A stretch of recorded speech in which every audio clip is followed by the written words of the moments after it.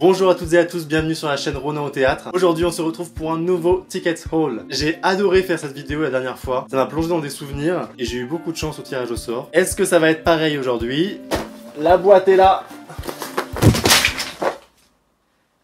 Putain. Voilà, j'ai tout renversé. Oui, je grimpe sur une petite chaise pour tourner cette vidéo. Ok, donc la boîte à ne pas renverser. Et on y va, c'est parti. J'aime pas choisir. Là j'en ai deux là.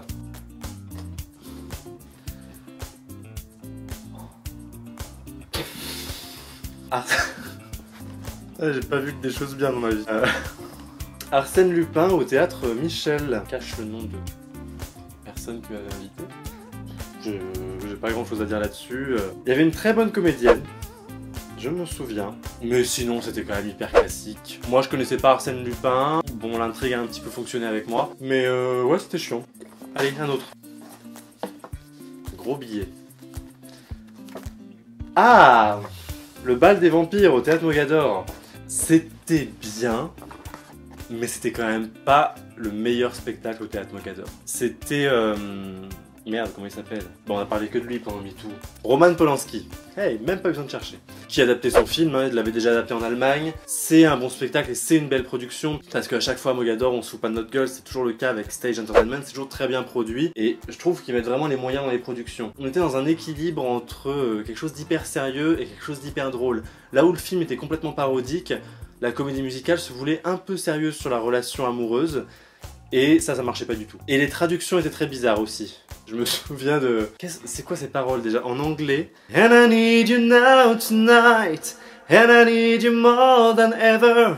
And if you only hold me tight, we'll be holding on forever. We'll be holding on forever avait été traduit par pour les vrais comme les faux rêveurs. Faux. F-A-U-X, rêveur. Forever. Ok, la traduction sur les sonorités, mais quand même. Mais il y avait un super casting. Notamment David Alexis, je crois il s'appelle, qui joue le vieux, était exceptionnel. Et la jeune femme, c'était Raphaël Cohen, qui était très très bien aussi dans ce rôle. Un autre. Oh là, c'est quoi ça? C'est un flyers. Oh, c'est moi qui l'ai fait ce flyers. Rodéo Protocol. De mon amie Mathilde Issad, qui était ma colocatrice au Québec, mis en scène par Tessa Bazin. C'était très drôle, et je dis pas ça parce que j'ai fait l'affiche. On partait d'une situation théâtrale avec des personnages assez classiques, jeunes premiers, jeunes premières, et puis ça merdait. Les personnages demandaient un peu leur indépendance, un peu de l'ordre de 6 personnages en quête d'auteur, mais en beaucoup plus drôle et beaucoup plus loufoque. On avait l'auteur sur scène, qui pensait être l'auteur, mais qui en fait n'était pas l'auteur. Ça devait être en 2014, ça. C'est cette idée de méta théâtre où les personnages existent, et ont des sentiments, ont des émotions en dehors de ce que leur a écrit l'auteur. Et qu'ils souffrent de l'emploi que fait leur auteur, sauf que finalement, même les émotions qu'ils ont en dehors de ce que fait l'auteur, c'est quand même l'auteur qui les maîtrise. Ou une metteuse en scène. Mais je l'ai vu au moins 3-4 fois, ça. Pourquoi j'ai pas le billet? Allez, un dernier. Pour les vrais comme les faux rêveurs. Oh, la Tohu! Dis donc, c'est loin, ça, c'est du Québec. Jeu de cartes, Cœur de Robert Lepage. J'ai l'impression d'être une youtubeuse beauté quand je fais ça. C'était une tétralogie. Pique, cœur, trèfle, carreau. Je me souviens avoir vu Pique à l'Odéon. Ensuite, ça c'est en 2014, février 2014, Cœur, le deuxième volet de la tétralogie à la Tohu à Montréal. Et disons, 25 $ la place étudiant. Et je me souviens, j'étais pas très bien placé en plus. Je sais même pas s'il y a eu les deux autres volets de la tétralogie. C'est une scène circulaire, c'est pour ça que ça se passait à la Tohu en fait, c'est parce que la Tohu c'est une scène comme un cirque.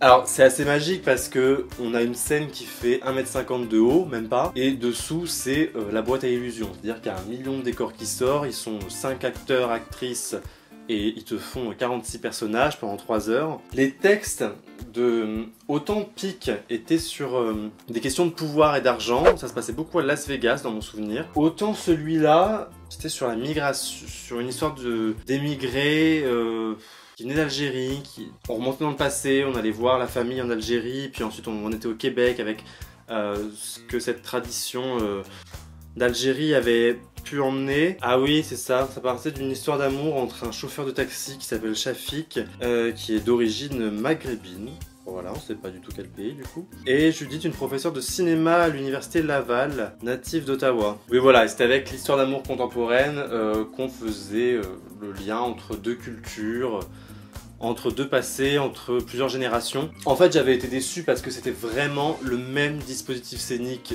que Pic, et que du coup, tous les effets scénographiques, on les avait déjà vus, et c'est que l'histoire en plus était pas non plus hyper accrocheuse, donc on n'avait pas toute la magie scénique de Lepage pour nous combler. Alors que dans Pic, s'il y avait des faiblesses dans le texte, on les voyait pas forcément parce qu'on était complètement émerveillé, parce qu'on voyait sur scène, par toute cette magie, par tout ce qui sortait de cette scène. Et puis en plus, je me souviens que ça tournait un peu en rond, j'ai le cas de le dire, sur une scène circulaire, parce qu'il y avait beaucoup d'effets scénographiques, notamment avec de la vidéo projetée sur des rideaux qui faisaient le tour de la scène, qu'on revoyait très souvent dans le spectacle. C'était assez long, ça durait bien 3-4 heures. Non, j'exagère.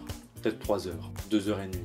Il y avait un entracte. Surtout, il y avait de la neige. Parce que la Tohu, c'est loin, et je me souviens très bien que j'avais mes grosses bottes, et que j'étais quand même arrivé avec les pantalons trempés jusqu'aux genoux, là. Ah, l'hiver québécois. C'est la fin de ce nouveau Tickets All. J'espère que ça vous a plu. N'hésitez pas à partager la vidéo, à donner un pouce en l'air, et à vous abonner à la chaîne. À très bientôt.